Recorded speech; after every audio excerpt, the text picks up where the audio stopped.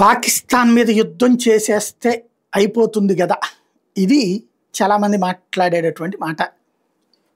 పాకిస్తాన్ దగ్గర ఇప్పుడున్న పరిస్థితి ఏంటయ్యా అంటే, సరిగ్గా మనం యుద్ధం చేస్తే వారం రోజుల్లో అది అడుక్కు తింటది. ఎందుకంటే మన దగ్గర విదేశీ మారక ద్రవ్య నిల్వలు $680 బిలియన్ ఉన్నాయి. వాళ్ళ దగ్గర $10 బిలియన్ ఉన్నాయి. పెట్రోల్ డీజిల్కి కూడా అడుక్కోవాలి, కానీ చైనా ఇస్తుంది, ఆర్థికంగా సాయం చేస్తుంది. అప్పిచ్చి పాకిస్తాన్ని ముంచేస్తుంది, వాడేసుకుంటుంది. ఇప్పుడు అమెరికా వాడు ఉక్రెయిన్కి ఇచ్చి ఉక్రెయిన్ సంకనాకిచ్చలా, యూరప్ దేశాలు ఉక్రెయిన్కి ఇచ్చి ఉక్రెయిన్ సంకనాకిచ్చలా, అదే సహజ వనరులు తీసుకోవాలా, అట్లాగే తీసుకుంటారు వీళ్ళు కూడా. చైనా వాడు పాకిస్తాన్ని నాకేస్తాడు మొత్తం. కాకపోతే సమస్య ఏంటంటే, పాకిస్తాన్ ఎన్ని రోజులు యుద్ధం చేయగలుగుతుంది? వారం 10 లేదు, నెలలు కాదు, ఏళ్ల తరబడి చేయగలదు. ఇవి పాత రోజులు కాదు, కొత్త రోజులు. భూమి మీద నుంచి వెళ్ళి చేసే యుద్ధాలు కాదు ఇప్పుడు అన్నీ జరిగేది. ఎయిర్ వార్ అన్నమాట.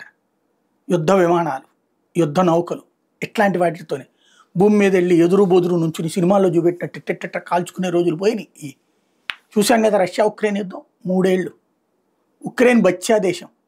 రష్యా భూభాగంలో ఒక నగరం లేకపోతే ఒక రాష్ట్రం అంత ఉంటుంది. ఒక రాష్ట్రం అది ఒకప్పుడు యుఎస్ఎస్ఆర్. కానీ 3 ఏళ్ల పాటు నిలబెట్టింది కదా. ఏం జరుగుతుంది? మిగతా దేశాలన్నీ తోడు నిలబడ్డాయి, దానికి అండగా నిలబడ్డాయి యూరప్, అమెరికా దేశాలు. అండలేకపోయేటప్పటికి ఇప్పుడు ఏమైపోయింది? అదే ఉక్రెయిన్ పరిస్థితి. అంతే.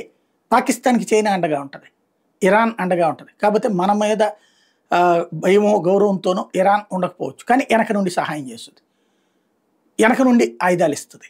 అదే సందర్భంలో చైనా మాత్రం ప్రత్యక్షంగా ఇస్తుంది, నో మొహమాటం అందులో.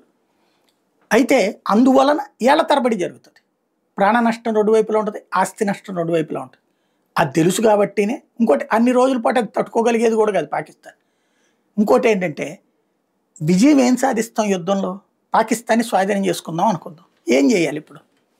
ఆ ఎదవలకి తిండి తిప్పలు లేక దరిద్రులాగా తిరిగే వాళ్ళకి మనం తిండి తీసుకెళ్ళి వాళ్ళకి పెట్టాలి.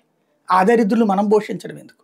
కాబట్టి చేయాల్సింది యుద్ధం చేసి దాన్ని స్వాధీనం చేసుకోవడం కాదు, ఆ దరిద్రులు మళ్ళీ మన మీదకి రాకుండా చూసుకోవడం. అది సాధ్యమా? ఓ దొంగను ఆపడం సాధ్యమవుద్దా? ఓ వ్యభిచారిని ఆపడం సాధ్యమవుతుందా? ఓ నేరస్తుని ఆపడం సాధ్యమవుతుందా? నేరం జరగకుండా చూసే ప్రయత్నం చేస్తాం, జరిగినప్పుడు చర్యలు తీసుకుంటాం. అదే ఇప్పుడు చేయబోయేది.